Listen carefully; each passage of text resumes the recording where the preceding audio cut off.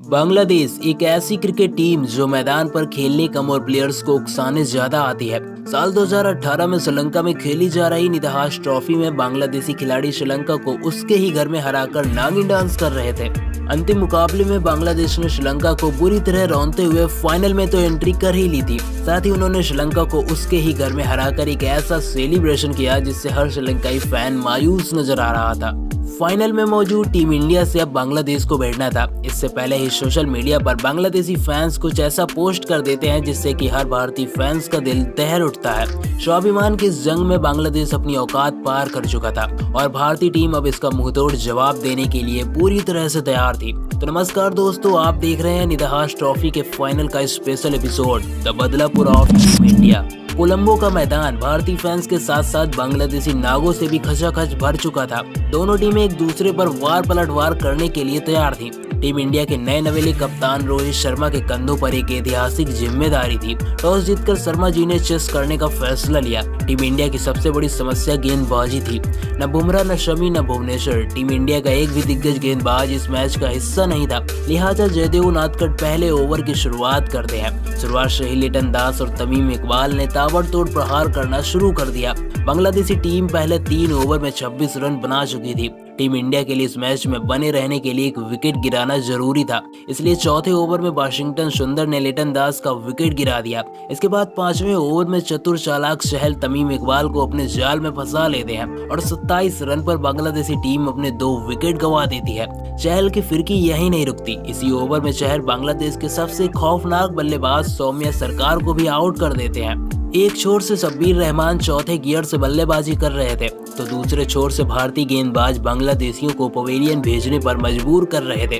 20 over के खेल में पूरी नागिन टीम 166 रन स्कोर बोर्ड पर लगा पाती है। श्रीलंका की धीमी पिच पर यह स्कोर भी मील के पत्थर के बराबर था। भारत की ओर से रोहित शर्मा और शिखर धवन की सलामी जोड़ी ओपनिंग करने आती है। दोनों ही बल्लेबाज टीम इंडिया की नींव रखना शुरू कर देते हैं। तब तक शाकिब अल हसन शिखर धवन को पवेलियन की राह दिखा देते हैं। इसके बाद सुरेश रैना भी 0 रन बनाकर आउट हो जाते हैं।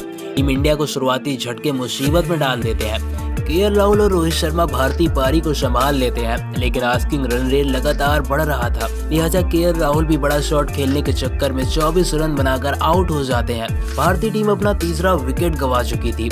रोहित शर्मा 12वें ओवर की पहली गेंद पर सिंगल लेकर अपना अर्धशतक पूरा कर लेते हैं। शर्मा जी से ही फैंस जीत की उम्मीदें लगाए बैठे थे, लेकिन समय आज जीत का हीरो किसी और को बनाने वाला था, जिसकी वजह से रोहित शर्मा भी 56 रन बनाकर आउट हो जाते हैं। इसके बाद मनीष पांडे भी अपना विकेट गंवा देते हैं। लगातार गिरते विकेटों की वजह से टीम इंडिया अब घोर संकट में पहुंच चुकी थी, क्योंकि विजय शंकर से फैंस को अब उम्मीदें नहीं थी और न्यू बैट्समैन दिनेश कार्तिक को आते ही एक चमत्कारी पारी खेलनी थी, क्योंकि अब आखिरी 12 गेंदों में भारतीय टीम को जीत के लिए 34 रन चाहिए थे। लोगों ने शर्म की वजह से घरों में टीवी को बंद कर दिया, लेकिन अभी भी कुछ भारतीय फैंस जीत की आस लगाए बैठे थे। पहली गेंद पर कार्तिक ने छक्का लगाकर लोगों के अंदर रोमांच पैदा कर दिया। जो लोग मैच को छोड़कर चले गए थे वो वापस टीवी स्क्रीन पर टकटकी लगाकर बैठ गए। दूसरी गेंद पर कार्तिक ने चौका जड़कर फिर से मैच की अहमियत को बढ़ा दिया। फैंस को अब कार्तिक के रूप में साक्षात भगवान नजर आ रहे थे। तीसरी गेंद पर कार्तिक फिर से छक्का लगाकर टीम इंडिया की मैच में वापसी करा देते हैं और ओवर की अंतिम गेंद पर चौका जड़कर दिनेश कार्तिक इस ओवर से 22 रन निकाल लेते हैं। 6 गेंदों में 22 रन बनाकर दिनेश कार्तिक अब नॉन स्ट्राइक पर पहुंच चुके थे। जीत के लिए अभी भी 12 रनों की दरकार थी और स्ट्राइक पर विजय शंकर मौजूद थे। शुरुआती 3 गेंदों में भारतीय टीम महज 3 रन ही बना पाती है। जीत के लिए अभी भी 3 गेंदों में 9 रन चाहिए थे। चौथी गेंद पर चौका जड़कर विजय शंकर फिलहाल भारतीय फैंस को राहत की सांस देते हैं। भारतीय टीम को अभी भी जीत के लिए 2 गेंदों में 5 रनों की दरकार थी, लेकिन अगली गेंद पर कुछ ऐसा हो जाता है जिससे कि आधे लोगों की सांसें अटक जाती है। विजय शंकर 5वीं गेंद पर आउट हो जाते हैं। उनके विकेट से ज्यादा जरूरी था 5वीं गेंद, क्योंकि उस गेंद पर कोई रन नहीं आया था। लिहाजा अब अंतिम गेंद पर 5 रन चाहिए थे। स्ट्राइक पर दिनेश कार्तिक पहुंच चुके थे।